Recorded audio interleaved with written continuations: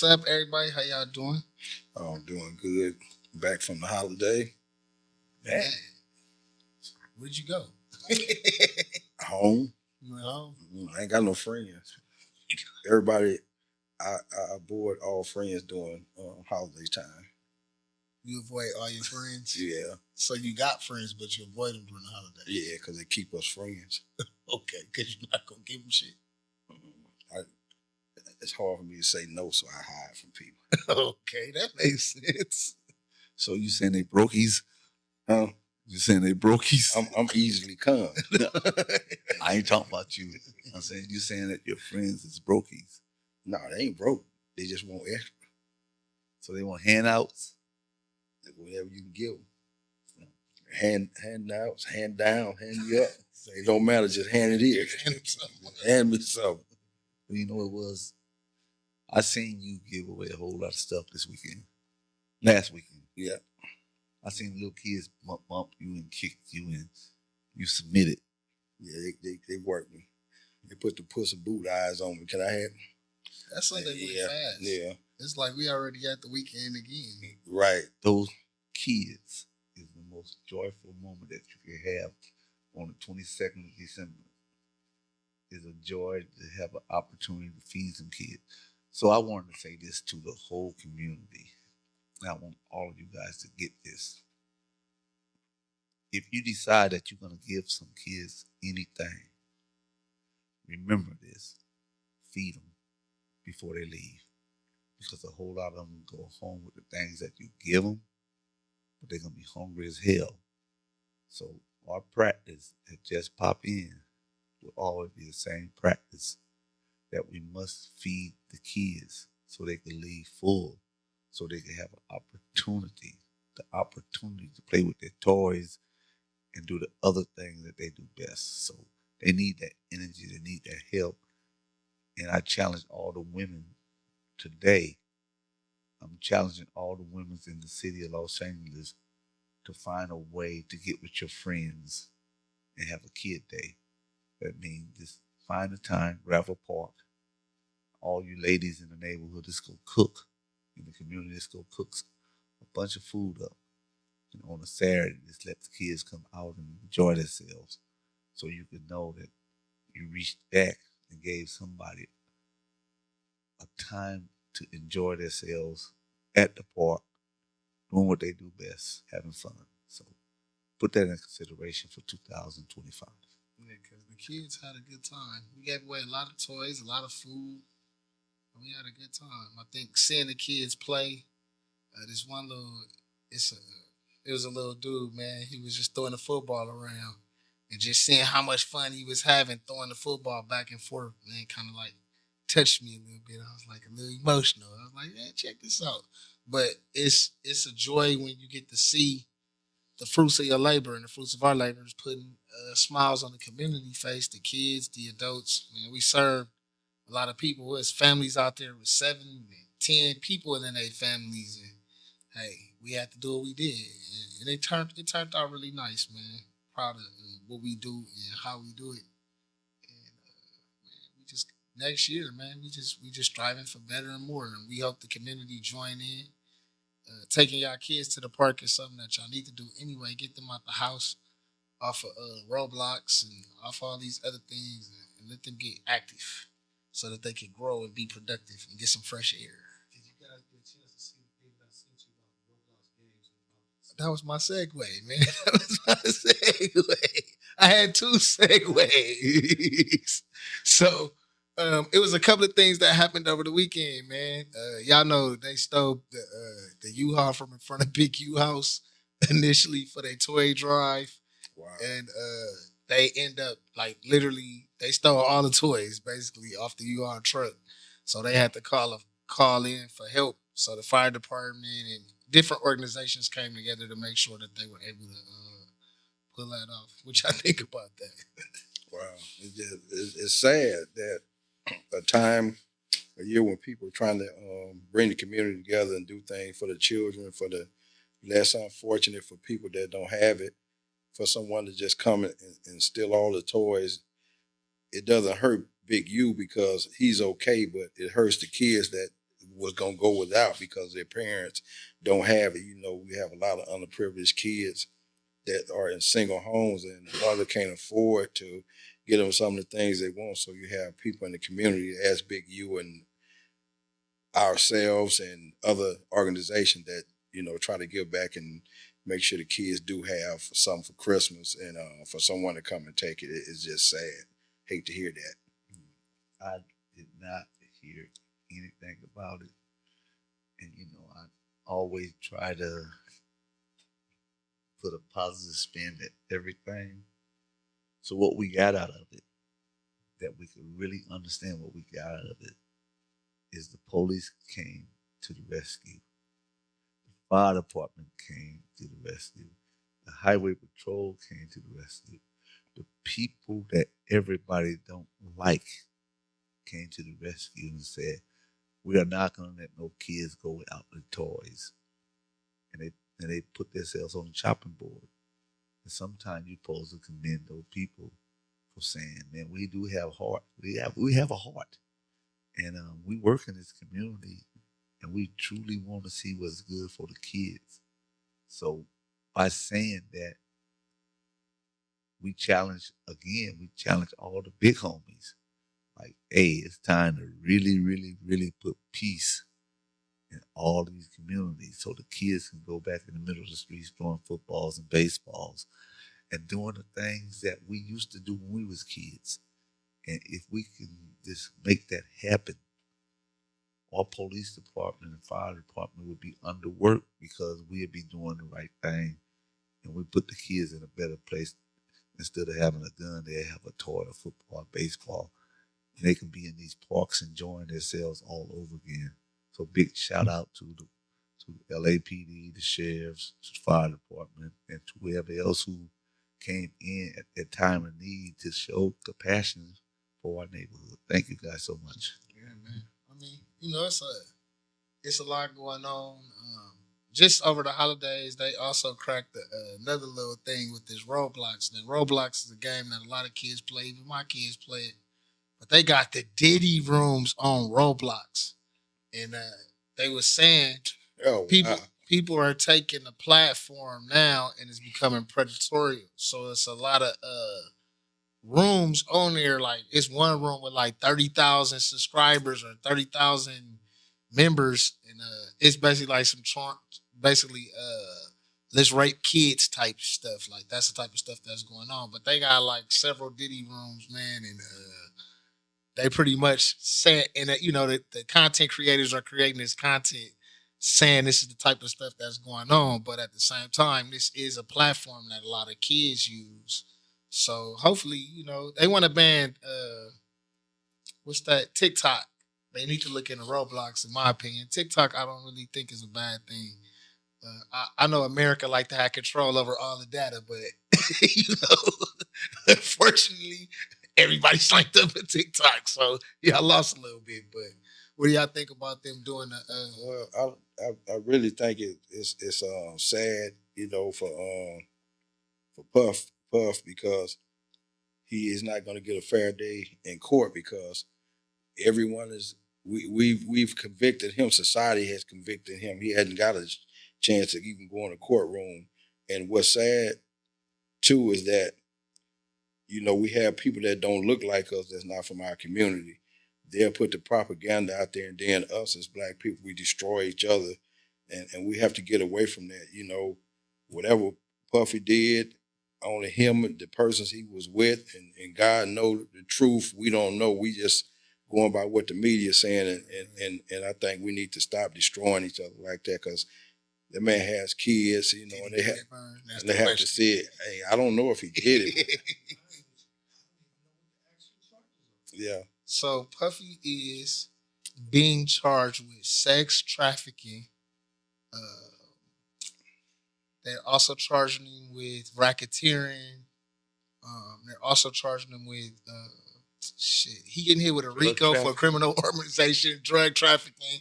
They hitting him with a few charges.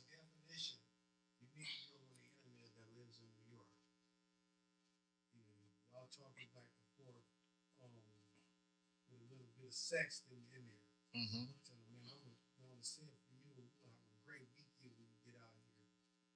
she get out there, that's sex trafficking. If you pay for that ticket. No, his sex trafficking was more so like he's taking people state to state and getting paid to have sex. So what they're trying to say is it stems from the Cassie thing, and Cassie has said this herself that she's had to have sex with other men, but Diddy was being compensated for her having sex with other men. So that's where but it's not just her. It's other people involved that's kind of like, yeah, this is his practice. This is how he get down. He takes people and he's like a pimp. That's what they say. He's like a pimp. So I mean, with him, and then too, it was a lot of times like, y'all know how the feds is, man. Why you know how the feds is for sure. When they got you, they got you. It ain't like they making nothing up. So the man apparently also um, used some of his business, like was saying like, oh yeah, we doing business, but it was really like some drug transactions or it was some hoeing going on. You know what I mean? Whether it was men or women, he pimp everything. That's how they. Yeah, because he had a drug mule. So that's who actually rolled over on him in the beginning. Puffy drug mule got caught. If you follow the story, his drug mule got caught during this big Deleon thing, right? Then it went from that to like maybe 30 to 60 days later, man, it was a wrap. You know what I mean? Like they was on Puffy tough. And Yeah, but I think we as a black community need to throw some water on the fire and kind of let Puffy get a fair day in trial because us talking about him every day, and I think it'll come to a point where we need to stop making fun of him and start trying to speak positive and quit letting everybody tear our people down in our community. Because I mean, bro make good music. He's a dope producer, yeah, but he's still a predator as of right now. Yeah. Man, let me help you guys real quick. What Vernon's saying, your black community. Your black community don't have shit to do with this. They're going to have 14 white people in the box. I already know. And when they put those 14 white people in the box, you black, you're going to be found guilty. Puffy is against the United States of America. United States of America find mostly everybody guilty. 99.6% of the population is found guilty. Trump beat him. So, and so, that's so high. Trump white. Trump and white. Right. Yeah. I know I got you, Yeah. but I'm just So saying. we sit back and we look at all the water, all the fire been through on the Puff. And at the end of the day, they said, Puff, what did you do? Puff said, I didn't do nothing. But then when they look at what Puff did, Puff called Lisa to Chicago. He had a party and he passed him to Michael. Michael now is part of the ring what's going on. So now he violated step one of the conspiracy act. So yes, he getting drug trafficking, he getting sex trafficking, so be it. It's gonna happen. But who haven't did it? There's so many different people who have sent women, and they do it. The regular dudes do it right now. They call you like, come on to Miami, and when you get there, you're gonna give them some head, and then you're gonna pass you to your partner. But the girl may be into that. She may have already plans to do all these things. Funny you say that. I was just seeing one today where a girl came from Miami, flew to Mobile, Alabama to meet a guy, and the guy raped and killed her. And they say he was a 20-year-old active military guy. Mm-hmm. But he was obsessed with her from when they went through his history. This is what life is, and everybody trying to act like this started happening yesterday. It's been going on. White people been doing it all their lives. Yeah. It's just that whatever Puff did, Puff got somebody mad at him. And now he got to pay for it. And the rest of the team who's going to be indicted, let's don't even do no faking because it's a big ass conspiracy. They already got the people they're going to make unindicted co-conspirators. So they're going to be there. And we sitting here, we saying, oh man, let's hold back and see what's. Nah. When they take regular dudes from the streets and put them in the feds, everybody laughs. So Puff ain't no different. Nobody else. I was gonna say that. So, that was kind of where I was going. So Puff got to sit back and accept what happened and fight the thing where we fight. Ain't no. When I walked in the feds, nobody didn't say free Whitey. Nobody never looked at Whitey. The streets who knew me, who I looked out for, they didn't say free Whitey. The only thing they said was, yeah, he deserved everything he got coming. So when you sitting in these situations, you just look at the streets and smile and say, now I know who you are because you told me who you are. Yeah. So that's the only thing Puff can do is accept who we are and then accept how he's going to try to get out of it. Is he gonna tell his way out of it? That's what he's gonna do. Or is he gonna stand up like a soldier, like I did, and say, "Hey, bring 14 in the box and let's get this over with." Well, we know he ain't gonna do that. Puffy already said he tell. So why would I say, let's get off Puffy when you guys already know he's gonna tell? We already killed him. No, he already gonna kill everybody around him because that's his intent. If he didn't pay dues on a regular basis, why you think he ain't gonna tell on dues on a regular basis? Right. So no, I have no sympathy for Puff at all. But on a personal, we are empathy for him. But I don't have no empathy or sympathy. Period. On a personal note, some dudes need to get off my partner. And when they talk about Harry O, they getting ready to touch bases with somebody who don't even give a fuck about a WACK or a 600. Because those niggas been telling us for a long time themselves, and everybody do have paperwork on WACK and 600. Because when they walked in that courtroom and they pleaded in the feds, Mr. WACK, remember you pleaded in the feds. You didn't get found guilty in the courtroom as you keep on running your motherfucking mouth. You know good and well that you sat there and pleaded and accepted responsibility, got 3 points off to tell on whoever you did, whatever you wanted, and whoever you needed to tell on to put in jail. So don't play these games with somebody who know the law. Don't holler about you went and found some paperwork. This on a personal note right now. You went and got some paperwork where Mike got sent from one place to another place, but you seen his medical record. Idiot, understand. Anytime you leave at a state jurisdiction, you get transferred into federal jurisdiction. And when you get transferred into federal jurisdiction, paperwork must be signed for you to go to that courtroom. Is it a civil or a criminal? All that must come out. And you remember that you're talking to me right now. And you talk that slick shit to me. I talk to you on a personal level because I'm not Harry O. I'm not those niggas who want to duck. I believe in coming to see you in your face so you can understand who you talking to. I'm not Big you going to talk about it. I'm going to be about it. So don't come with that stupid ass shit what you saying about people. And dude, the ex-police, you ain't no OG, you a cop. And keep that in your motherfucking mind. Reggie. Don't ever speak on criminal activity to some gangsters never again in your damn life. Because now you're being disrespectful to the game when you ain't part of the game. So don't sit here and call nobody your OG homeboy who trained you how to be a cop. So don't do that, WACK 100. Keep your ass in your place. Hey, I've been saying for years, I think that WACK promotes bullshit, and I stand by it. I started the No WACK campaign a long time ago, just because I was kind of tired of. To me, it's like, bro, you're not trying to solve the problem. You create problems. Yeah, well, you know, you always point out who doing what, who do this, who that. You dry snitching, because a lot of times these dudes that go to jail, they get their paperwork checked. I just got off the phone with somebody that told me when he went in 81, the first thing they did was check his paperwork to make sure he wasn't snitching. So that happens already in the system, but you trying to bring that to the game to continue the gang violence and the bullshit that we trying to go, that we really against. Yeah. But if you with the shit, we with it too. And that's just how it go, man. It ain't no... You know, it's just when people talk, if you just sit and listen to them, they tell you the whole story. That's some bullshit. When he gonna say and talking about somebody told him, Harry O told him, if you don't cooperate, I can get you 10 years. How in the fuck he gonna get you 10 years when he couldn't get his own self 10 fucking years, idiot? Yeah, but that's the whole thing. And, you know, brothers, I'm not into what you guys into. That's why my circle is so little. And you know where I'm at. You know, I don't do no ducking at all. And when you open your mouth about people, don't say, I think. Never say you think. Don't misquote people or paperwork that you guys don't even know how to read. Because you guys keep on saying Meech is good. But he's your partner. You guys keep on having that police on the side of you guys. They love the police. You know, that Jump Street police. He's a police. You guys know he's a police. He tried to put everybody in jail. And you guys really just extradite the matter because you guys want to be cool on the TV to get some points.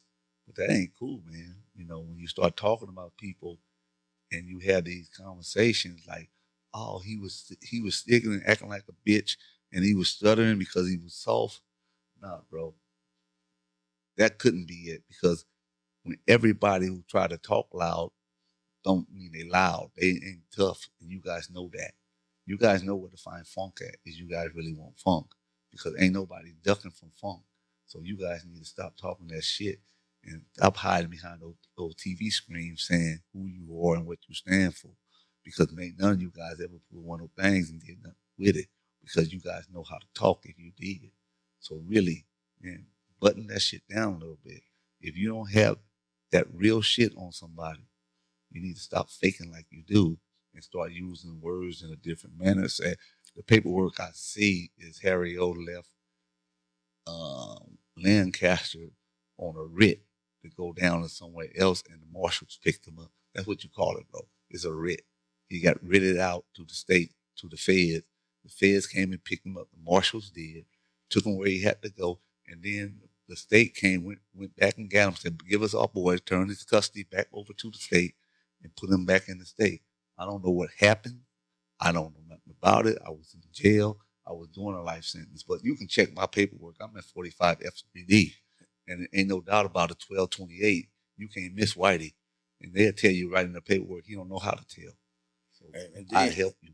and then motherfucker talking about he shot his own nephew. Harry O didn't have a nephew at that time, old enough to talk about shit. Shoot a shoot at the end of the day.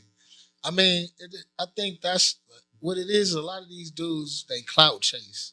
And I think that's the problem that I have with people that deal with the Adam 22s, the no jumpers, the Vlads. A lot of them dudes go on there, man, and they not telling the truth, you know what I mean, about themselves. A lot of these dudes be living on a down low. A lot of these dudes ain't never did nothing in the streets. Just facts. Not nothing that's made up, just real facts. Yeah. We know how this Hollywood stuff go. And y'all know in LA, man, things is a little different. People know people. And all that talking about, like, man, at the end of the day, I didn't see y'all get down. Y'all was with the gang. And y'all know what happened to him. So it's nothing for y'all to get blackballed, bro. Yeah, I just think that at some point in time, y'all really got to figure out what's y'all motive, because I don't get it. I never understood why you come out and you telling a dude that's 19 about something that happened in the 80s. This dude 19, bro. What business? He don't got nothing to do with half the stuff y'all be talking about, but that's what y'all do because y'all trying to keep the police numbers up. Y'all trying to keep the police working. And that's how I feel about it. Because if you wasn't trying to keep the police working, you would be telling your homies to put the guns down. But instead, what you do is you go on Clubhouse and you put everybody in the mix and you got them yelling back and forth, and then somebody get killed, but you're not an accessory to that. And I don't understand that. You know what I mean? But the main thing, all them going on these white boy podcasts that don't give a fuck about the blacks or the black community, and making them rich off the misery of the black community. Mm-hmm. That's the bullshit right there.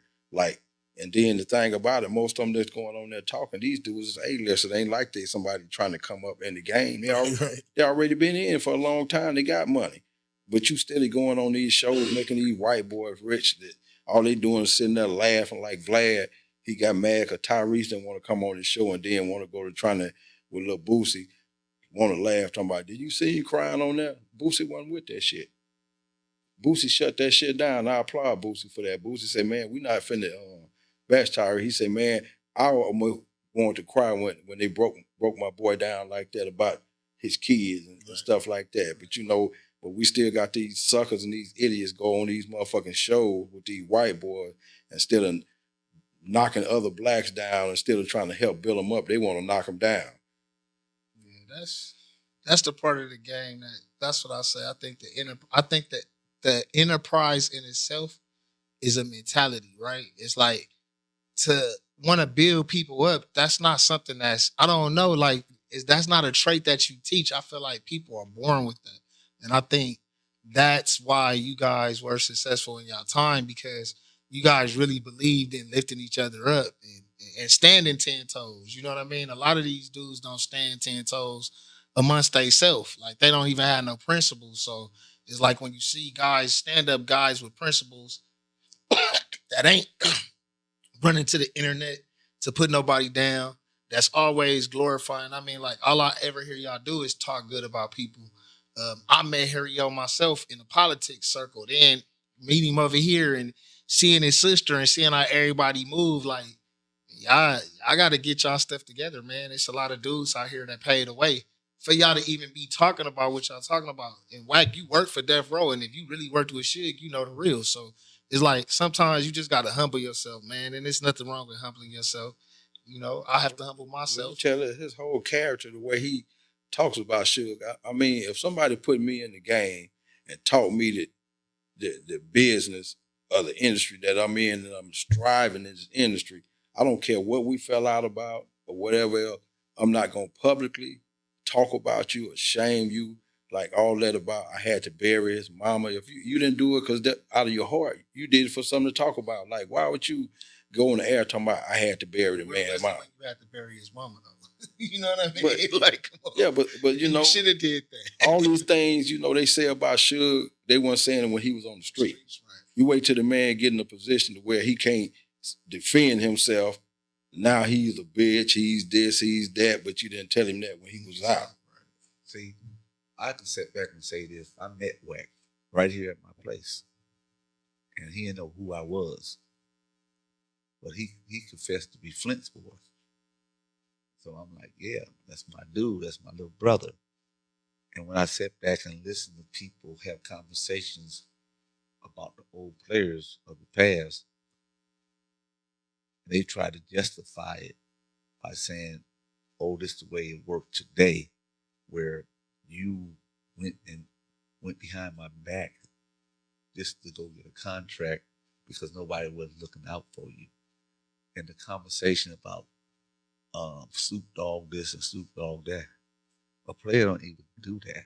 No, You know, not a real player, because it's like, oh, nigga, did you get on? You went in, did you twist them? That's how players really talk. Yeah. Did you twist those crackers to get your money for your program that you need? Because if you took the step to take them there to the place, it's like this is what you had in your heart to help the dude out. You didn't do it because you wanted some money, because your forte is that, oh, I'm with the team and I want to make sure the OGs get what they got coming. But how you made it sound was like, nigga, if you get on, nigga, you got to pay me because I got the hook up to be paid. But nigga, when you was in the streets and my boy blessed you, however he blessed you, it wasn't, oh, you got to get that back. It was like, nigga, you blessed. Right. Be happy to be blessed. And don't worry about where it came from, because it ain't nobody else's business but me and yours. And you should never have anything to say about this right here, because it's a blessing. See, that's what's wrong with the game today. These is real suckers today, because it's like this here. If I say I'm finna help you and I know some people you got something that you need help with, and I know some people can make your vision come to life, and I take you over there, just because I took you, you don't owe me nothing. I don't have to every time you make a move, I got to be there. Because you already put me in position to do what I'm going to do, because you opened the door for me to walk through this door. Right. I don't have to sit back And wait for you. and say, oh, I'm going over here to do this. I don't need a nigga to babysit me. Right. It's like everybody around me, do whatever you got to do to be successful. And maybe down the line, I may go broke somewhere, and you come and pick me up and say, hey, and I remember you like, hey, here goes some loot. You open a door for me. And when people in general think that everybody owe them something because they open some doors for them, they got to be the stupidest, ignorant motherfuckers in all America. Right. The only thing a nigga owe you is a bullet, for real. That's the only thing he don't owe you anything else. He just owe you that much respect. Like, if you fall, pick me up.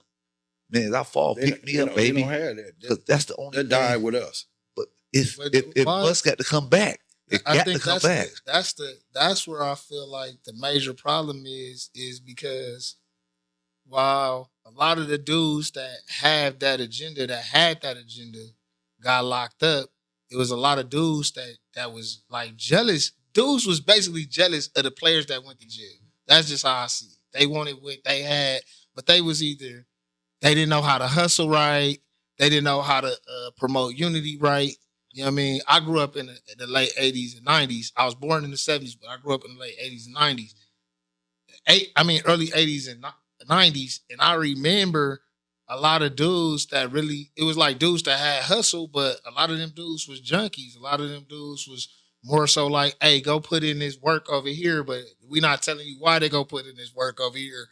But they didn't rob somebody, or you know what I mean? It could be just different things.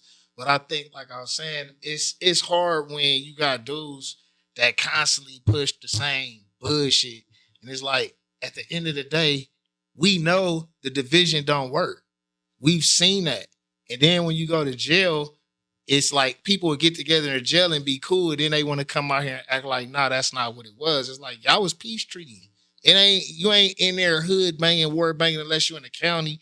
And then after so long, that's not gonna be that neither. So it's like, man, you gotta figure out how to survive in these streets. If you can survive in jail, how can you not survive in the streets, and how can you not understand to calm down in the streets? What make a dude that's tough before he go in be like, oh yeah, I can submit to this system, but then when he come out, he still want to be a warrior. You know what I mean? Because they ain't got no sense. But me and DK and we got a friend came. His name is, we call him Prince Omega. This dude right here, he's a perfect example of how you handle business. This dude can put you in front of anybody you want to get in front of. And first thing he gonna tell you, well, I can put you in front of him, but you're gonna have to close the deal yourself. He ain't trying to sit in there with you in no meeting. He ain't trying to see how much money you getting. He ain't trying to see none of that. Omega, if you told him today, I want to get in front of Donald Trump, he said, well, I can make that happen, but you're gonna have to do everything else on your own. I can't close the deal for you. And that's how it's supposed to be. Because no man is supposed to close your deal. Right. Only a man is supposed to do is he associated with you in any kind of way, is give you an opportunity to get through the door. And once you get through the door, you got to use all your finesse that you have. Like me and Suge had this conversation on the phone. You know, I don't know Suge. I met Suge years and years ago. And Suge just Suge to me. Like player, I salute all the way. I don't care how you got where you was going. You got there. Right. I hear you talking about Harry, but at the end of the day, you was two players trying to make the same thing happen. You was trying to be rich. And no matter how people put it, you achieved what you guys wanted to achieve. So now both of you guys can sit back and stick you guys' chest out and say, death row is your baby. So at the end of the day, when we sit back and we look back and observe what they did, if the only thing you could do was talk negative about the positions that they took and how they empowered so many different people, that means you are hating everybody who is successful. And each day that I walked out, they never gave me a dime. Never. And this right here, I can say it because I was sitting in jail looking at the show. It was the greatest show that I seen in that division of life. It was the show that I wanted to be in myself. I wanted to take those giant size steps that they took. You know, a whole lot of people mock them. About, oh, you guys got all the way to the top, and then you guys failed. You guys dropped, but you end up dropping because it's poisons like WACK 600 and those other kind of fellas who just sit back and hate on each other so viciously. It's like right now they hating on Puff because Puff put himself in a position to be hated on. And you can see the rest of them now. They're gonna try to knock Jay-Z out because everybody want these little bitty positions that is so hard to receive in life. So when you receive these positions and you the boy that everybody want to be with, there's so many people that's cutting at your ankles trying to bring you down. Right. And this is what I'm trying to say to the community. Man, go back to the rules of the game. If you got something bad you want to say to one of them, you can't miss them. You know where they at. Go talk to them and say, hey, I need something. I need to say something to you because you did something.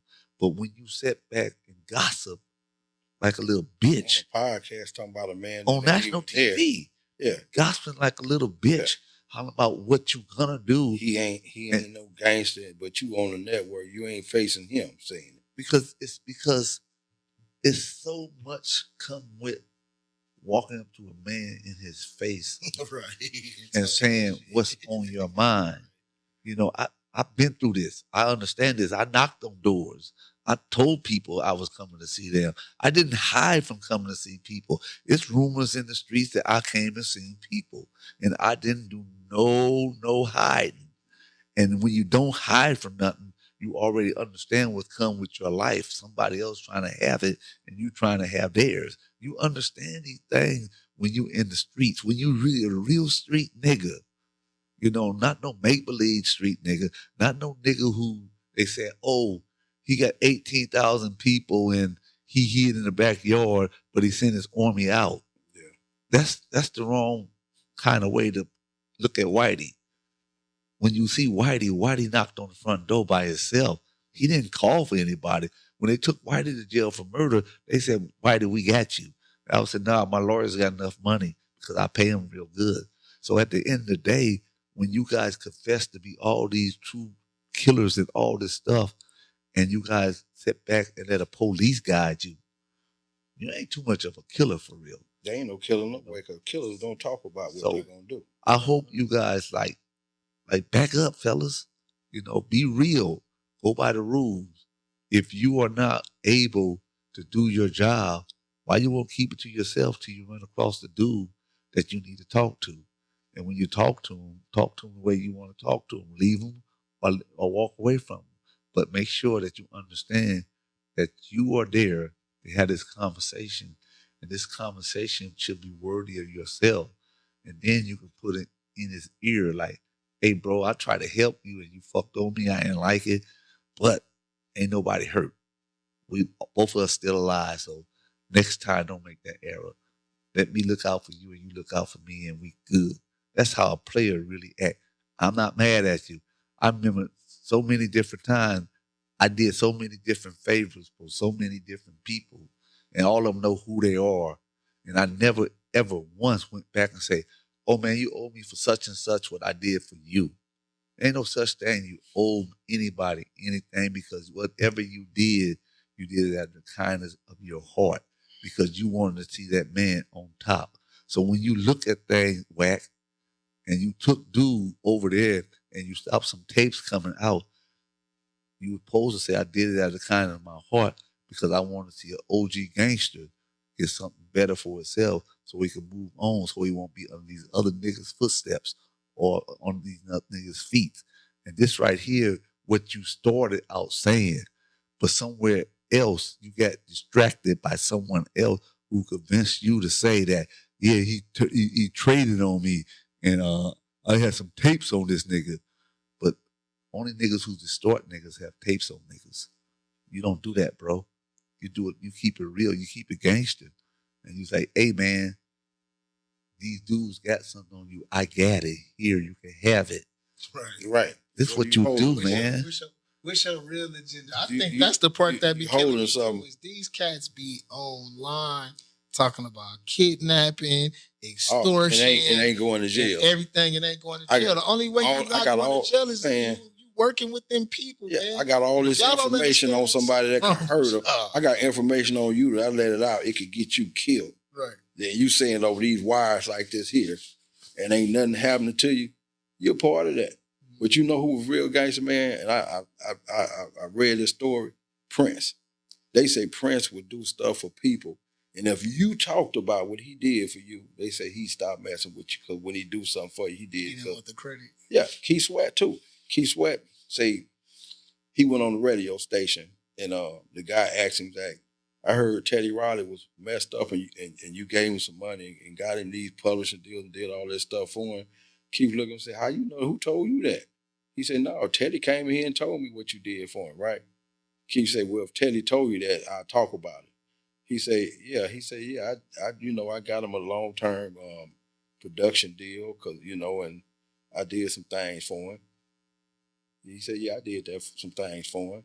But he said, I don't do stuff for people because I want no award and for people to talk about it. He said, I did that for the brother because he said, he helped me come in the game.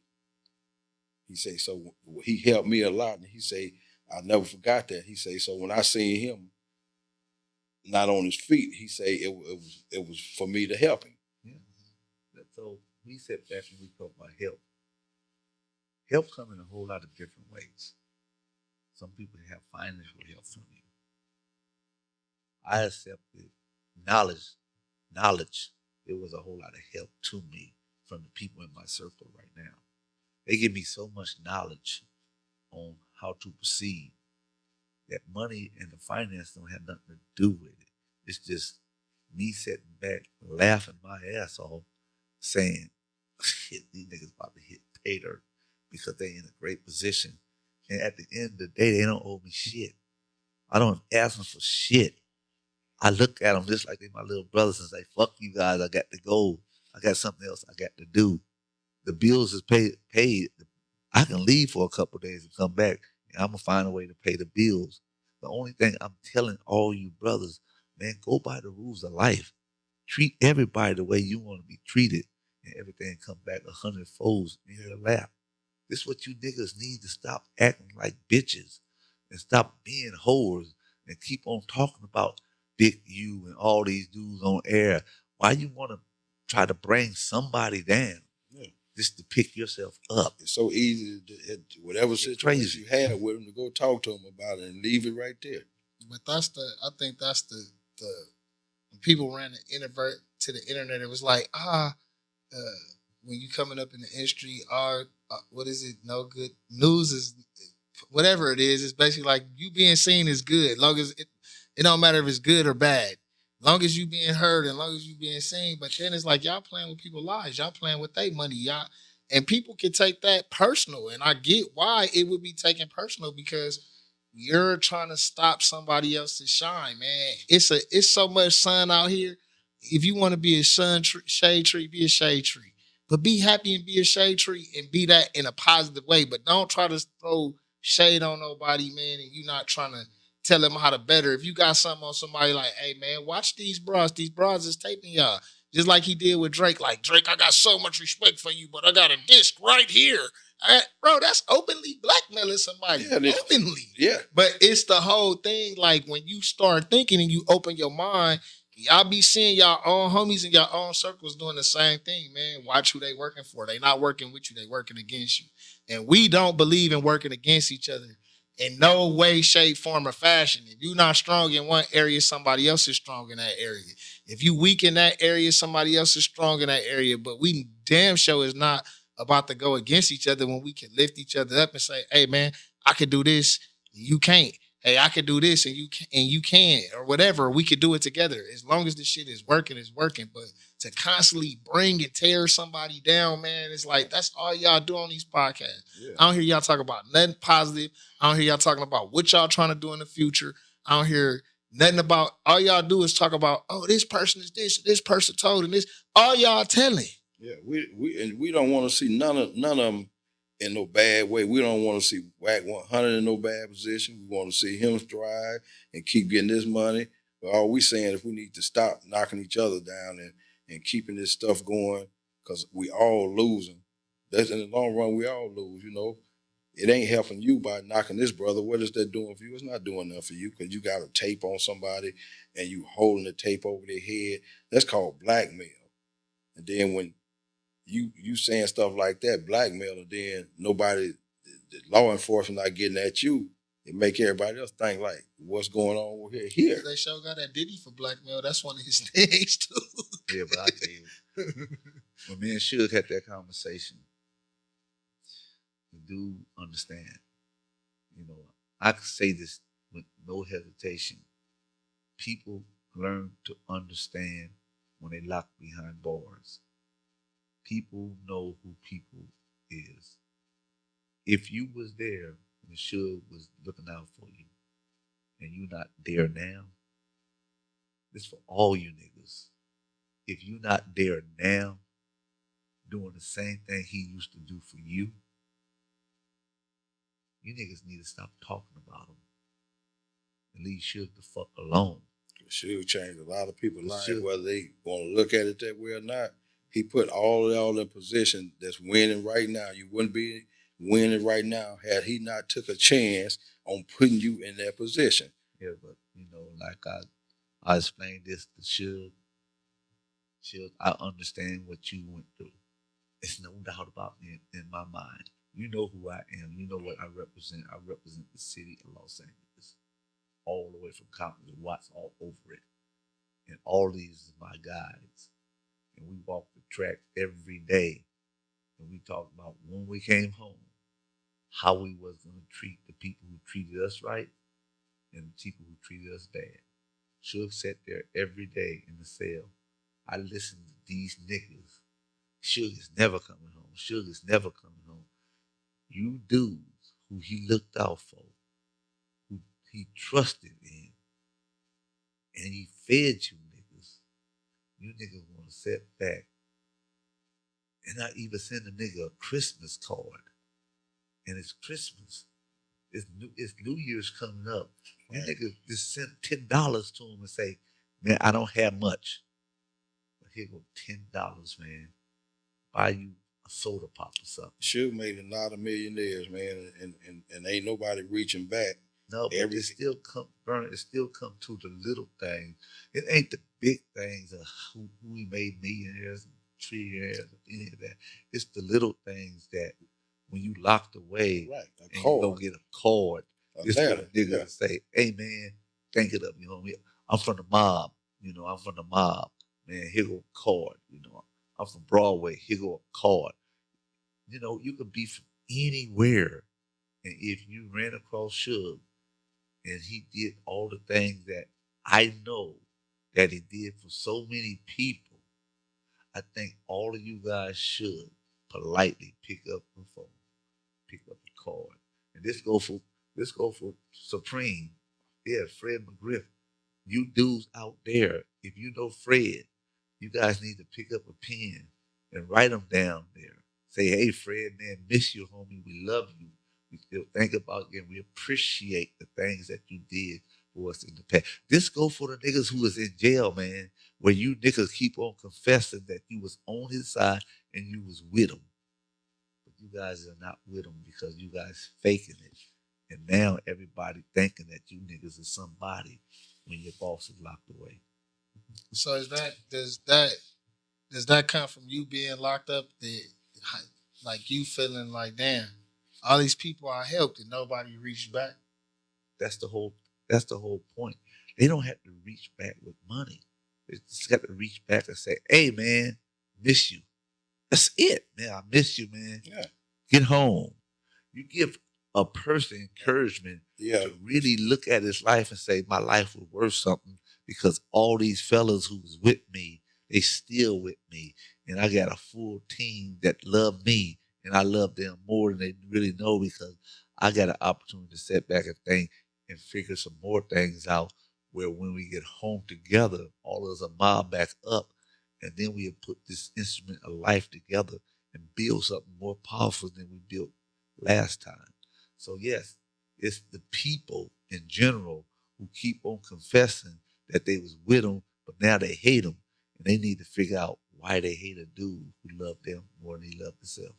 Vern, with you having I know both y'all have a close relationship with the Harris family, but you was real close with his brother, right? Right. So what's like outside of the drama and all of that? What's one of the moments you remember most about Dave? Like, what's one of them things?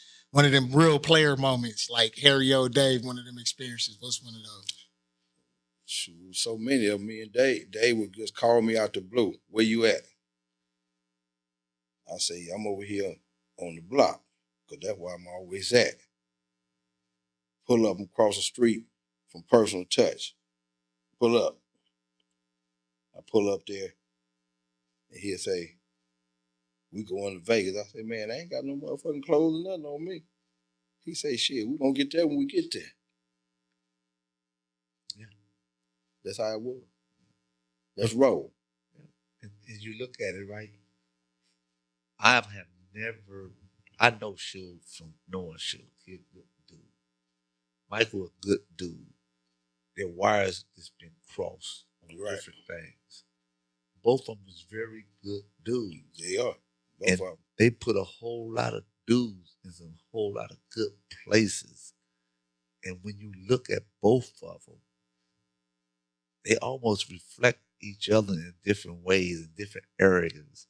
And they help build a brand that is so special that it was $1 billion brand in the music industry. But here and there, it's like Harry line to pull up like, hey, come on, you guys with me. We going to Vegas.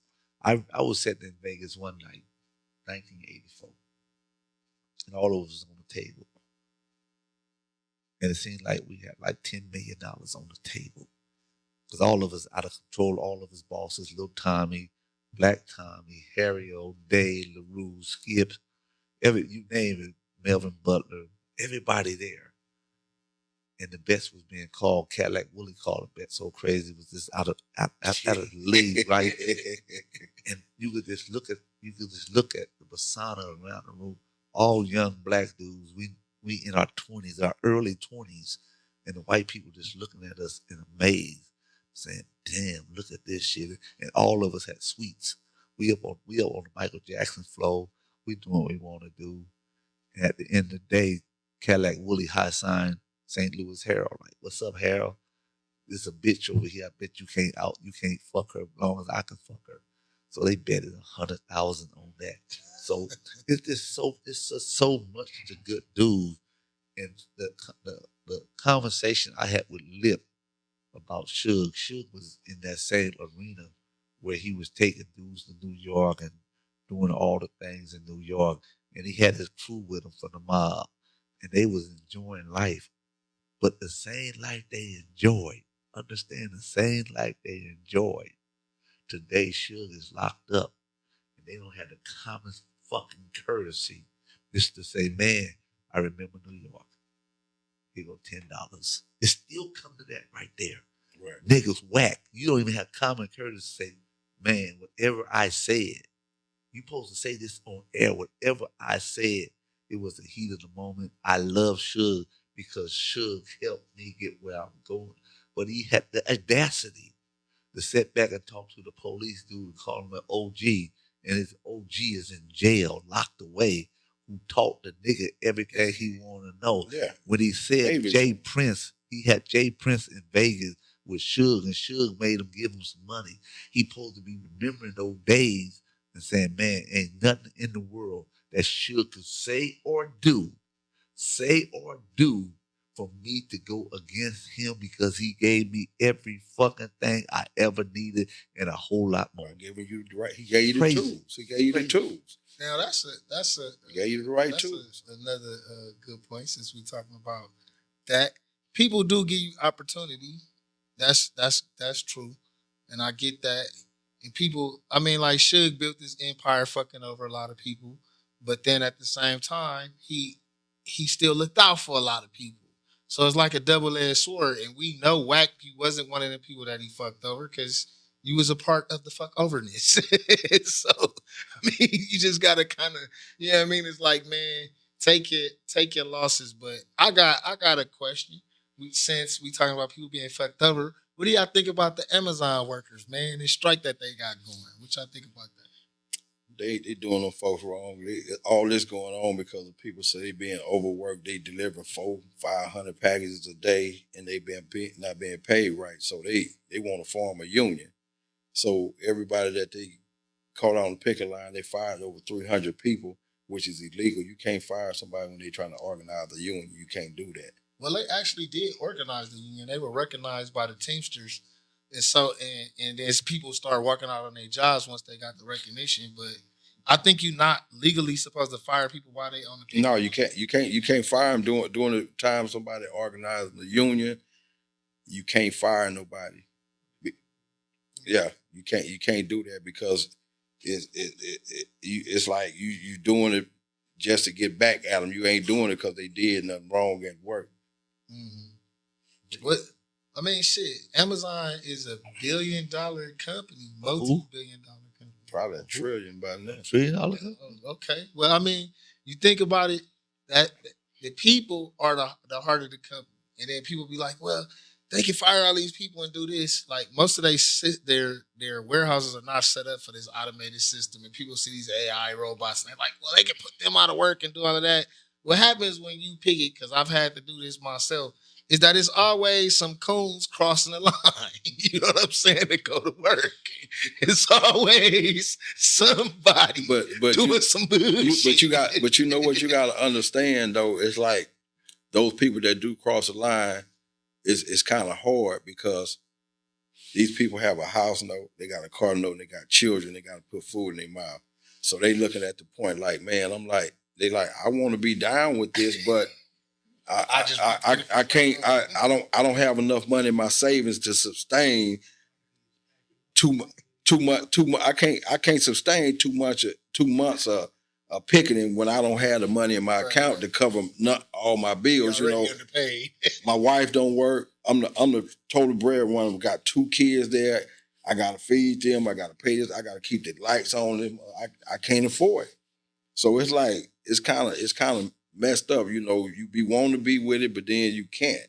So we have to understand those that do have to walk across that line. Ain't that they want to walk across? They have to. You know when you I'm trying to start a union that just popping. asshole, right? I'm an asshole. I'm a player.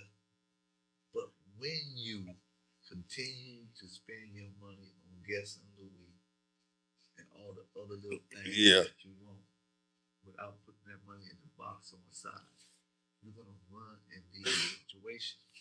Like a woman, they sit back and like, I got to get my weed. It's not your hair. Take that shit out. Wear your own hair. I got to get my body fixed. It's not your body. You got to take 12 pills a day.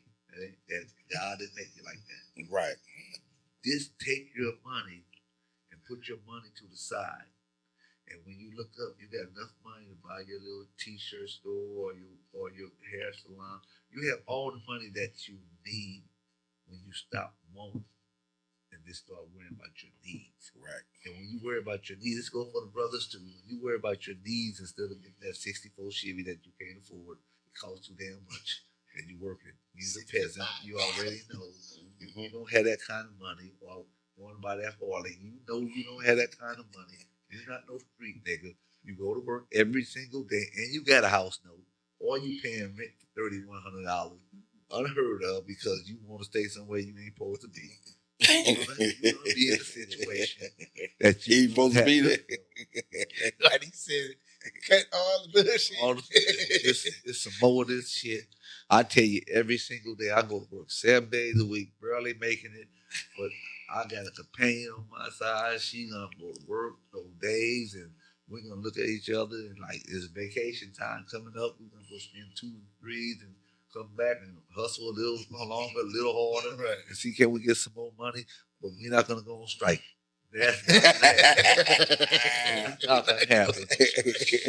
She gonna cross that picket line. She gonna go to work. Hey, I'm gonna go to work. We're gonna pay our bills. Yeah, it's necessary for us to pay those bills. We're gonna live in a tent. Yeah, I ain't living in no blue too tent. cold out there. It's cold as shit. So I feel. We gave away jackets I feel for the we boys. care. I feel for the people. Yeah, man. I feel for the people. And damn. They have in trouble. They need to go find Vern. Sign up for Uber. Hey, delivery service. Do something. Hey, it's too much work out there for people to be saying they can't make no money, man. It's so many delivery service, so many car driving service, so many grocery shopping things. Man, they got so much work out there for people if they really want it. And then I mean, hell, Trump finna deport all the. He about to give all the blacks their jobs back. He lying. Lying son of a bitch. Y'all jobs back. Lying y'all son can of go a bitch. pick that corn. Y'all can go pick the veggies. Y'all blacks are gonna get your jobs back. Trump trying to make black people slaves again. I want to see those darker brown skin people out in the field. Burn nobody going to be a slave. Trump, that's his boy. Yeah, that's my boy. You and DK, y'all I ain't gonna be able to put y'all out there because y'all pass for white. Who? Cause they too yellow. Yeah, y'all light, so y'all y'all gonna do some work, but I ain't gonna be in the field. I'm gonna put y'all in the house. Hey, if he playing cards right, I mean, hey, now that too. I mean, hey, he was rallying. You know what I mean? He was rallying with the Trumpster. Harry put himself out there, man, and I think. See, that's the. I really. If he come back home and talk to somebody on the home team, he gets some money because they gonna instruct him and tell him the right thing, give him the right thing to say. I mean, I think when we look at this shit too, sometimes, man, is a lot of these dudes want to be so relevant, right? It's like you always hear teamwork make the dream work. Then it's like we as people, it's like we can't we'll start a business together, but then somebody still want to be the star or this, that, and the other. Burn. You know what I mean? Burn got the secret sauce. We ain't gonna tell you. Motherfucker can't cook a hamburger, but try to tell us how to cook one. Everything that come out of just popping is good. I don't know what the fuck. Nigga can't cook a hamburger. Motherfucker want to cook a hamburger for 22 minutes. Hey. One motherfucker here holler about, I know how they like their season. Fuck that season. That motherfucking burger house. Look, he don't care about your people. You know what I'm saying? He talking about he want to feed the community, man. That man, he ain't get away that raw patty. He say just see it. He say white people do it all the time. Sit it out. Rare. He say we in the hood, you know we don't like no rare meat, man. Black people, they don't like it like that. And look, he say they gonna get it today. They gonna get it today. This ain't no bullshit. You can keep me online. And this motherfucker was making some tacos, right? 4 tacos. What are you doing? He said he want 4 tacos. I said, how long you been working on the tacos? He said the shells will be ready in another 5 minutes. I said, yo, get the fuck off my grill, you motherfucker. He looked at me like, what? Give me those damn shells, right? And he looked at me and said, so you know how to fast cook, huh? Man, we have a good time in that restaurant. Hey, I already told him I got a fast away. I'm gonna go buy that motherfucker. They got this thing. No, you sit the motherfucker. You can just put like about, I think it's like 8 to 10 of them, right? And you sit it in there, and then this thing and they make cook the them shit. up. And you sit you sit in the grease. Yeah, why not buy that? That's smart. I don't need no motherfucking thing like that. Hold on now, I throw that motherfucking shit in that grease, flip it, and turn it. Hey man, what you telling secret? Hey man, Why you telling secret? You got to see it, then you believe it. These dudes can pick up grease. If y'all don't believe me, these dudes can touch anything hot. And I don't know if it's from mixing all that dope back in the days. They ain't got no feelings in their fingers. But these dudes be picking up the hottest shit. Hey, I remember a long time ago. I picked Burn up. He was trying to fuck this little young bitch. He was trying to fuck this little young bitch. I was looking at him. He's like, oh, that's my chauffeur. I'm looking at him like, little girl, look carefully. I'm a baby too.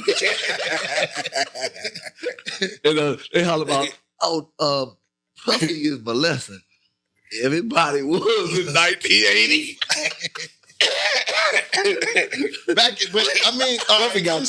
Let's keep it all fair. Let's keep it all fair though. Because back in the days, y'all was having sex young. You know what I'm saying? 13, 14. You know what I mean? And then some of y'all, y'all was in them spiritual families, so y'all was convinced the first girl you had sex with was wives and all of that. Is it serious? It's serious. No, this is a real. So was you fucking girls at 14? Look, we be looking at. What? Wait a minute. When you start? In California, the age is 18. Mm-hmm. Chicago was 60. Mm-hmm. In this state, New Jersey, 50. Like, what is the damn age? Mississippi and Utah is 13. Sure is. Yeah. So Alabama too. So, Mm-hmm. Mississippi is 13. Where Burn from?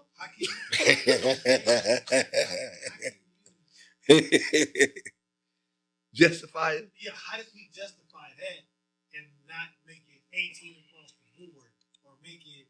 You get what I'm saying? It's federal. It had to do with federal. right. Not understanding that it's legal Now, we was in a recent We have to do that federally across the board. We was in a recent conversation with a dude that came up to the shop and he was like, "Man, my son and my son's beefing." And I'm like, "What they beefing about?" "Well, my son is saying my son is sleeping with a 16-year-old. My first question, honestly, was, well, which state he was in.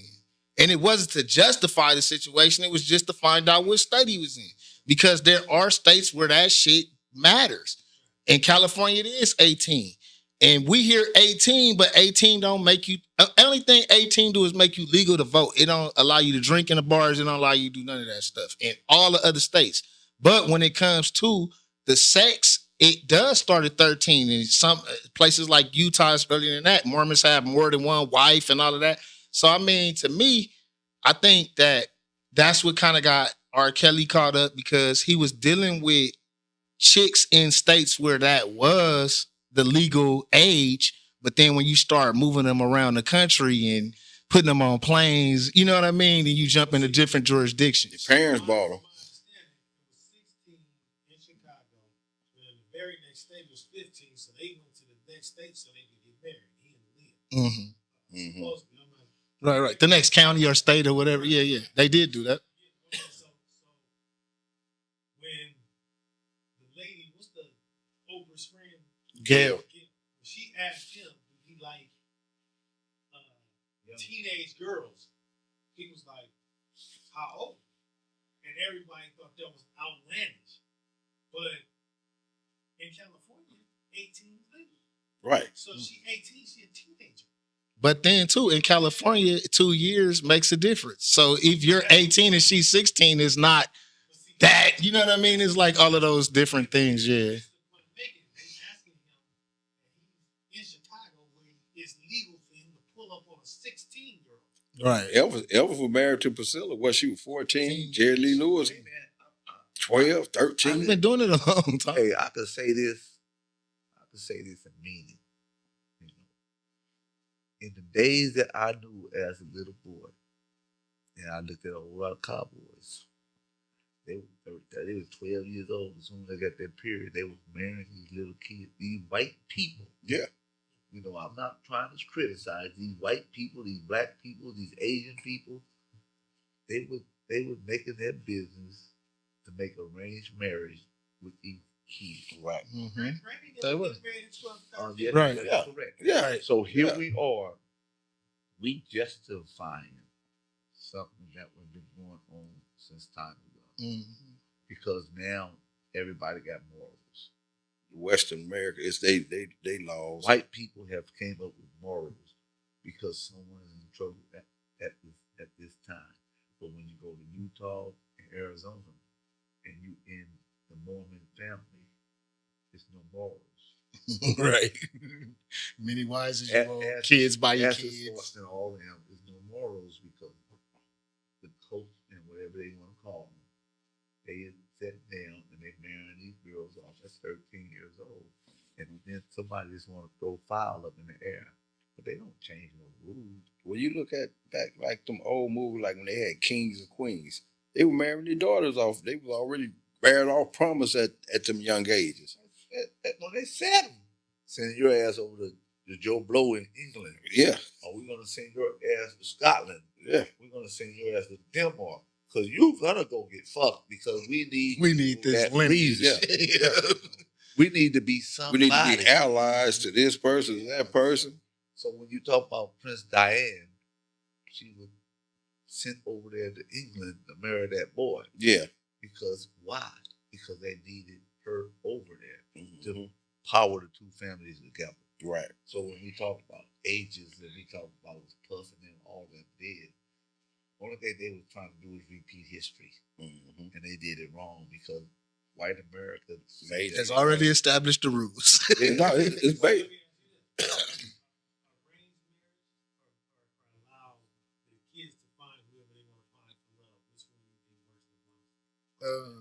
Being that I've been divorced and married again, Don't matter. It don't matter. I think that two people is if people look at it for what it is, yeah, love got something to do with it. But this shit is a business. And if we can't make no money together, if we can't build together, then we probably not gonna be together. That's You know Vern. what I mean? That's right. I want to hear this shit from Vern. What's that? Yeah, Vern, What's with your divorce player ass, what you think? Or an arranged marriage works better. They got money. That's usually what the arranged marriage is about. Well, If- it's about business. If the person that I'm marrying and their family got money, I think the range would be better. Because it don't matter married or not. You gonna do what you gonna do anyway. It don't even matter. Well, you finally asked the question right. So you telling me this man been lying to us the whole time? Why? He said you finally answered the question right. I cut. Why do you agree? He with said that? I cut through the bush. I didn't go around. It just You didn't go around. Hey, Vern will dodge some bullshit. Dodge it like a motherfucker. I say this on the regular. She got a box of money, she got me. If the family got some box of money, they got me. Hey, anything when he get caught, what he said. What? It's arranged. He said, you ain't see my drawers on side nobody me. It wasn't my It's arranged, dream. right? You know what arranged marriage is, right? Arranged marriage means that the woman's going to come in here and stay in her place because she's arranged to be there and she can't leave. She can't get divorced unless he want to put her in the dungeon. That's how life goes. So this is the way it goes. Ain't nobody can do anything about it. Well, you know what getting married was? I thought what getting married was. Marriage, great boy. I thought It is. getting married was every time you have sex. I thought that meant you were getting married. No, so that's what I was saying. Like back in the days. So no, every time you have sex, you was married. get married. So that's what I was thinking. So- like, so back in y'all days, y'all had a lot of wild So- because y'all was some real players. Y'all had a lot of Don't- strawberries, don't- blueberries. Don't understand. That was my understanding. Say, if I go get married. See, that ain't right. That ain't right. I was married. How many times? How many He times? can't keep up. He needs some milk. My wife gave me permission to go make sure I was all right. That was she gave you arrangement, gave you a hall pass, what they call it. That's what they call it now. They said they call it a hall pass. No. What they call it? Let me check you. I don't want to check you, but I got to check you. In these days now, these niggas so confused they can't get no pussy.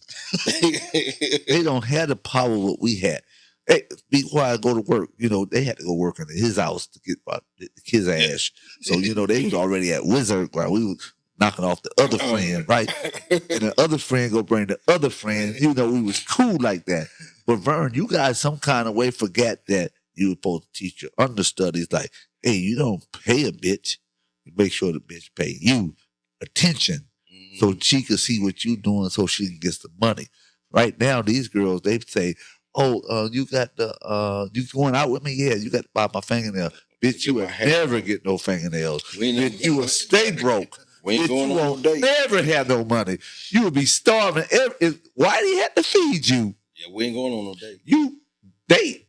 The only date she going on is one of the rock houses to go sell some rocks. Sure will. You know, or she be in a hamburger stand flipping a burger. And while I was getting that money, so what? They called me and said, man, I need y'all to Mississippi bring this thing. I done got on a plane to go to the locked abroad in the rock house and forgot. Had to call old man Al, man, y'all got I wouldn't call him. go over there. She ran out of work.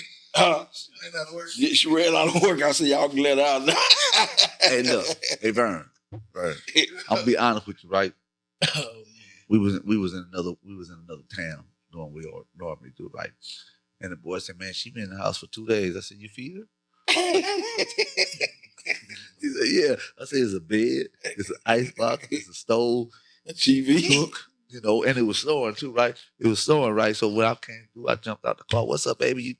She said, it's cold. I said, you cut on the heater? She said, I didn't know it worked. Cut on the heater, right? Have you got enough food? I said, yeah. I said, you need to cook something? Yeah. Here.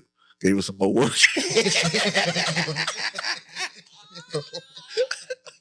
You know, strike some here. You know, the next house, it's all girls worked in the houses. So, it's like, you got your food? Yeah, all right. But they know they about to get a brand new Taurus when they get home. Why you be on the block? And just brought our best with that tip. And the bitch all the balloons on my mouth of it. You be too. Spit, baby. Spit, baby. Spit over it, baby. And when we got through, I went and got her hair down. Oh, see, Vern went and got her here, but she worked for it. She worked for it. No, that was her cut. I said she worked for it, though. She worked for it. It's like, She made me bump my head. you know, That was- was her look, cut. She look. did all that work. look, the girl from the Enterprise, right? Oh, You know, Luther was on Wilshire. He was on Wilshire. His boyfriend, he had a boyfriend on Wilshire. Yeah, he was called, but he's cool. But he was on Wilshire. And the girl's like, yeah, we're going down to Beverly Hills, get our hair done. I'm looking at like, how much you guys spending on that? You know, they like, we only spending 125. You know, they go wash and set. They look, then they get some color put in their hair. They look sexy as fuck. Right. So I'm looking at them like, when you guys going? Oh, we're going right now. You call the other boys up? Yeah, the boys gonna take the house. Okay, cool. So I'm riding down the street. They call me like, hey, can you come by? I'm like, yeah, what's going on? So I get to the place, the dude gay as a motherfucker. I'm like, so who was that? Well, we just wanted to introduce you. Bitch, I don't like boys. You should have called Andre.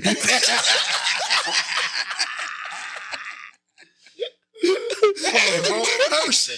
Hey, look, that motherfucker, Dave Chappelle don't give a fuck about the game, right? That motherfucker, I don't listen to what the motherfucker say. You know, this motherfucker came that shit talking about doing a spread and Playboy. He say, I ain't mad because the motherfucker doing it. He said, I'm mad because I ain't got the strength not to look. He say, I told the motherfucker, you go do it. Go hard or go home. He said, do that motherfucker hustle style. Pull that motherfucker open. Hey man, but you know, this the whole thing, right? You know, we got to say this real quick. You know, we from Just Poppin', just pop in. We on 1030 East 25th Street. And then if you want to do a walkthrough, we at 112 West 52nd Street at our school next at the 5th, maybe the 6th. Stop in, walk through, see is this a place that you want your children to come and hang out at. This right here is just a hangout to get them acquainted with the real part of life. Life is so good, but kids need to understand where they're going and where they need to be. This is a place they should be at to educate themselves, get them ready for the real world. And on top of that, I have another program coming up real soon. It's with the fire department. You got the kids 14 to 17. Knock on my door. Knock on the door. Knock on the door and talk to DK. He at 112 West 52nd Street. Tell them that we want to put the kids in the fire training program. This is what we do down here at Just Popping in. Fulfilling a dream. We fulfilling everybody's hopes and aspirations. This is what we do every single day. All you have to do is be out there on the 23rd, on the 22nd of December. And if you see the videos, you would say, damn, you guys thank people for coming out. No, we thank you for giving your kids an opportunity to come out, because we salute you as parents who want to do something great for their kids so they won't fall on their face and don't be able to pick themselves up and do something great with their lives. So this is what we do at Just Poppin'. We just sponsor the right thing with the right people. And this team that I have, Dante, DK, Vern, they're a piece of shit, but they're going to take care of the kids. I can tell you right in front of their face, they're going to do their fucking job. I'm going to look at them and laugh my ass off. And I know the kids going to bully them. Little savages, they're going to bully you. They want their food. And we're going to feed their asses too. So you need to come down, walk through before I do the other thing that I have on my mind to do, because I'm getting ready to bring some brown kids up here so they can get their education also. So I'm asking the parents just to wake up and say, okay, we on our way down. It's 2025, and we're going to change. We're going to help our kids be better than they should be. So this is what we're doing at Just Poppin'. And Just Poppin' is here to sponsor as many things that we can sponsor for the kids. I'm going to turn it over to And Vern's birthday is on January the 5th. I just don't buy him shit. Know that I'm registered down at Nordstrom's at Louis Vuitton store. I'm registered over there at the Beverly Center. Is you having a bridal shower or a birthday? Fox Hills too? They said he registered. Oh yeah. And I need to get registered. And Vern got a room in Vegas.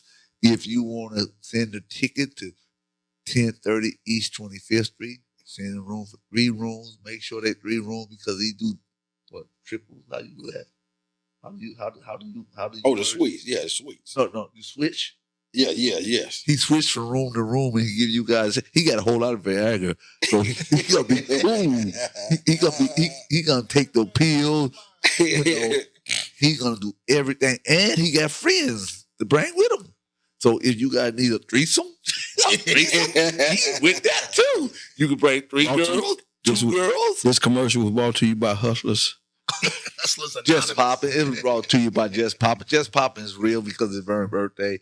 We want to see him happy in all kind of ways. So if you can stimulate Vern on the 5th, jump in at 1030 East 25th Street. Send a written request. That way you know you gave your permission. Look, and make sure you over 18. Because this is Cali, baby. If you don't have your own car, you can get on the 210 and get on down there. The 210 is your 2 feet, your 10 toes. 2 feet, 10 toes. When your birthday? January the 5th. Oh, I'll be coming back in and he be leaving out. So if I ain't going nowhere. I ain't got no money. Listen to this, bro. Just listen.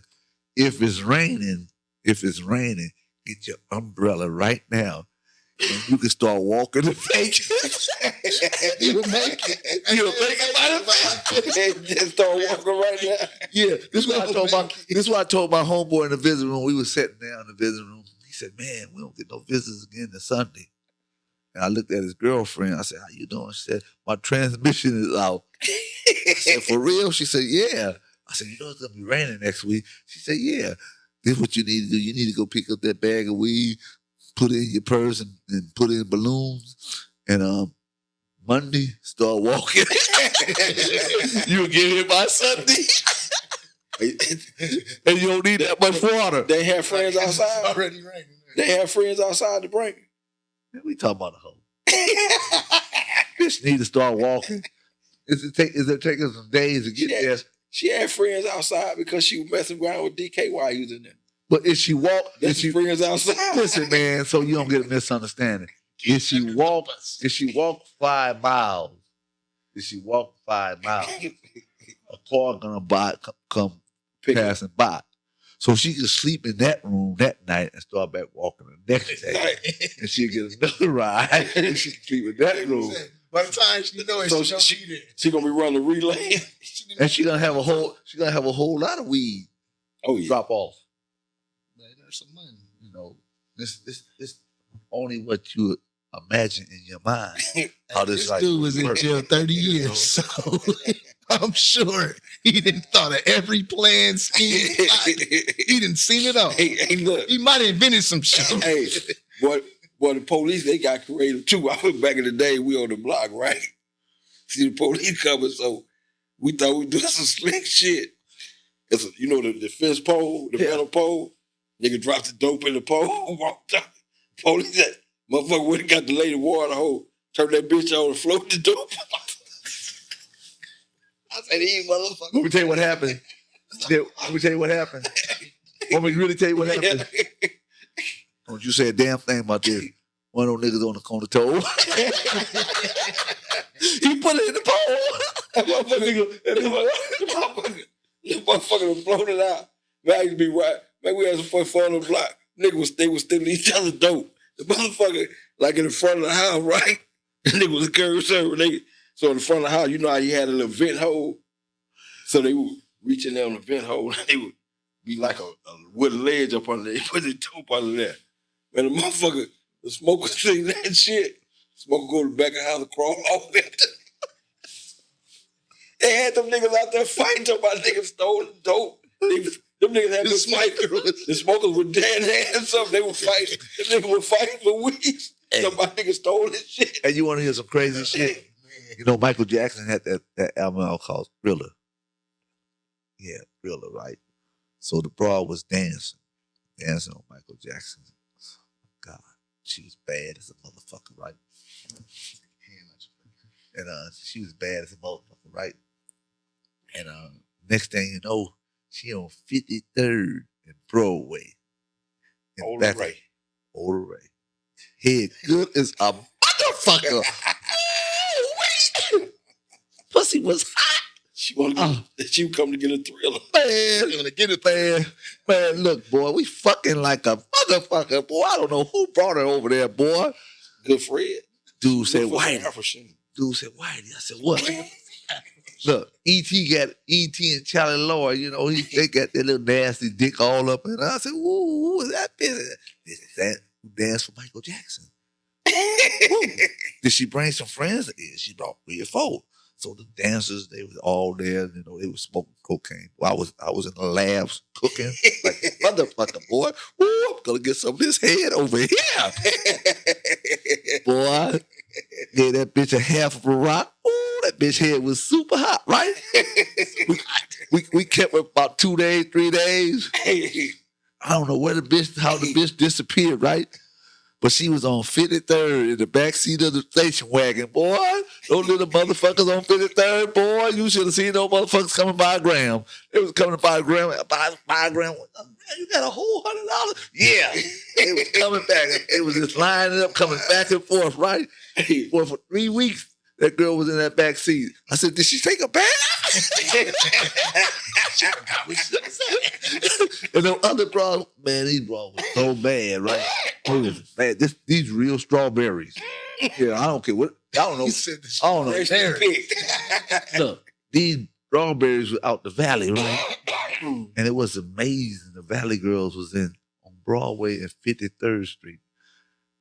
And when we looked up, oh my God, the little homies about that big. They had a rock. I'm like, where you get that rock from? Oh, we went over your house over there on 52nd. You went upstairs? Yeah. How much you had? 100? Oh, they had rocks. They had to double up. They had to double up the foot long on their hand, right? And we was like, where are they going? And it was a line of little motherfuckers. I'm like, what you guys doing? Fucking Old Ray. They knew to take her to rock. They was getting the box. Old Ray left there with a half a bird. Hell no, Old Ray with a broken heart. I smoked a half a bird. Hey man, I can tell you this much. That's why sometimes I get kind of mad at people in general when they start criticizing the people around them. And I look at them like, man, dudes put you guys in too good positions to not treat them right. So everything that we do, we try to treat everybody right. Mm-hmm. And as long as you treat people good things gonna happen to you. But Ola Ray, I apologize. I apologize for all the things that you did to me. While you was under the influence. I was under the influence of too much money. And you was trying to break me. You were trying to, I had tears, I had crocodile tears rolling down my face. And is you tricking? You tricking, boy. But I had some crumbs. I had the crumb pack. I didn't have the real pack. I had the crumb pack. And I stole that from E.T. and Charlie Lloyd. Hey, let me see you guys' crumbs. But Ola Ray, whatever you did to those guys, I salute you. I salute your girlfriends. And, you know, what can I say? Hey, you know, I tried to rescue Maya Campbell. I didn't try to. Yeah. Why? Yeah, she was my niece partner. That was Chicago. I said, why? No, I ain't talking about. She was just on the drug bad, man. I said why? Because she was my niece friend. I was trying to save her. I saved her one day. I pull up on Imperial. She finna get in car with 4 niggas. I said, you get a your ass out the car. I was finna be over for her. Motherfucker don't tell her what they were gonna do. You don't remember that time, DK? We had to go pick up down there. DK, you heard what he said? He tried to rescue her, right? Nigga, nobody trying to rescue you from your wife. Nobody trying to save you from your catastrophe. Hey. Your wife said jump. You said how high? Shit. You still holler about how high, baby? Shit. I talked to her the other day. If you see me with her, I'm holding for the police. She going to jail. No. He's turning into a citizen. Look. He said, hold her for the police, right? But he had this much dick up in it while he was holding her. I'm holding you, baby. I'm holding you, baby. They coming. They coming. She all about, don't hurt my husband. He said, he got a bad back. I help him. And DK gonna jump on him. Beat her up. DK gonna jump on her. We'll beat her up. We'll double team. Me? Yeah, man. He gonna beat up hoes, man. We don't care. He going to jail. They wouldn't tell back then. Oh, y'all wouldn't tell. They wouldn't. No, they wouldn't tell. They wouldn't tell. They would take it like a champ. No, you know what? Me and my daughter was just talking about that. I was saying, she was saying something, and we was just sharing the story. And she was sharing that her mother had shared something about her grandfather, and I was like, yeah, my pops was that way too. And I was explaining, like I said, shit, I think women didn't stop getting beat till OJ got arrested. That's why they out of hand. You know what I mean? I'm just being honest. That's why they're out of hand now. They need to indict those bitches. They're not following the rules. It ain't hitting it. I'm talking about old people, not when it close to just smack it. You know how like you smack it, you need to reboot it. He said you resetting the bit. He said you just resetting it. See, he said it wrong. He said it wrong. Hey, ladies, don't take this personal. Don't take this personal. You guys can call in, cuss out Dante, tell Dante keep Whitey off the podcast. But listen to this. All of you guys is broke. You guys keep on calling these niggas brokies, and you guys don't have no money to buy your own food, and you call a nigga a brokey. How are you gonna call a nigga a brokey and you don't have no money? If tomorrow morning, if they say we not giving nobody no money, we ain't giving no women no money, you women's a star. Hey, you guys, they don't have no hustle. Nah, they don't. Hustle. It's like the boy on the podcast. He was talking to the Not all of them gonna start because some of them she trying to soften the blow. The dude say, if a guy broke, y'all ain't got no problem calling about that nigga broke, right? But a broke woman, y'all got a problem talking about. Well, it ain't like broke. Let me find the words. There's somebody, with a woman broke is a state of mind. He say, bitch. He say, your bank account and your state of mind broke. But you know what? I'm gonna say this. I'm gonna say this where no, that shit is a state of lack of funds. Look, yeah. This right here crazy, right? My people, they said, why do you rent? I said, I couldn't pay it. They said, but you made a commitment.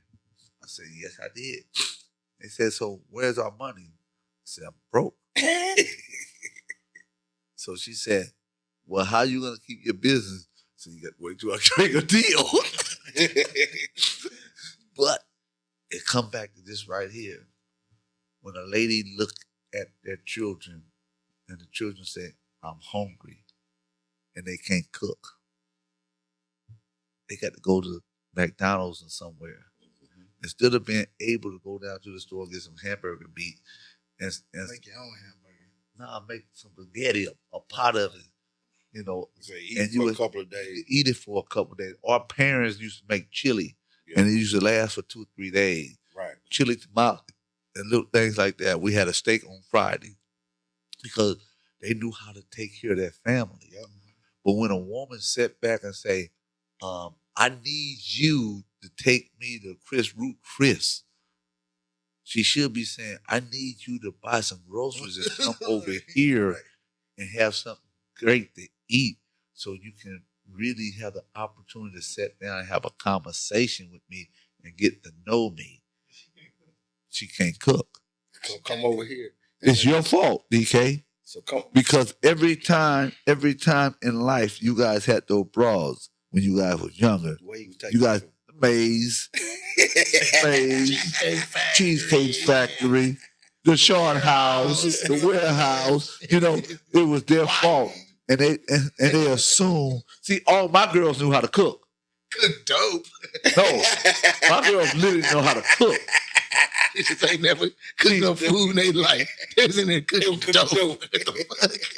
My girls knew how to cook. Some dope. No, my girls, I taught them how to cook. Okay. Yeah. You talking about to cook some dope, man. Yeah. Yeah. I can't help it, they chefs. You guys just didn't have an opportunity to have some bras who were talented. My girls were talented. They knew how to cook dope. They knew how to cook food. They knew how to steal. They knew all of the things that was necessary to keep whiting happy. Mine was a swordsman. She knew how to cut the rock with that blade. She didn't leave no crumbs. She knew how to cut. You give her that motherfucker, you don't have no crunch. She know how to cut it without crunch. See, she was stealing. No, she was stealing because she had that on her fingernail. Hey, look. I remember one time we was in the spot and Chance and crazy ass over there. We had a bitch over there cleaning the house up, right? So we had to cut some dope, right? And a big old piece popped on the floor, right? And you know you got that white marble floor, right? So the bro walked through there and go in the living room, right? So I went to looking for it. Chance say, ain't no need you looking for that. That bitch got there. I said, no, she said, Chance say, you didn't see when she walked, she did that little lip. She picked it up with her toenails. Chance say, you ain't said look. He said smooth, she walked, Chance say, you ain't see that? Chance say, that's gold. Hey, look, this ain't no bullshit, right? I know we talking this shit like this, right? But my boy was cooking. Johnny and them come in the house, you know, they done cook like 4 keys. I said, oh, you guys got all the crumbs. Johnny said, look at all the crumbs. I said, did you cook? He said, no. I said, get your raggedy ass car and get on. He said, all right. So these niggas is so high. These niggas was so high. Bitches walking around naked. They high as a motherfucker. They pulled the crumbs off in the shaker bottles, like 5 shaker bottles. Those niggas went in the room because they had some work, right? They had some work. And they left the shaker bottles there, right? I came back in and looked at the shaker bottles. I said, what the fuck? Shaker bottles were full all the way to the top. So me being the piece of shit I am, right? I break the shaker bottle. Break them. These niggas got 47 grams of rocks. 47. They don't know I'm there. I took the 47 grams with me, right? You know. So the next day they like, hey, I said, what happened? Bitches stole our rocks.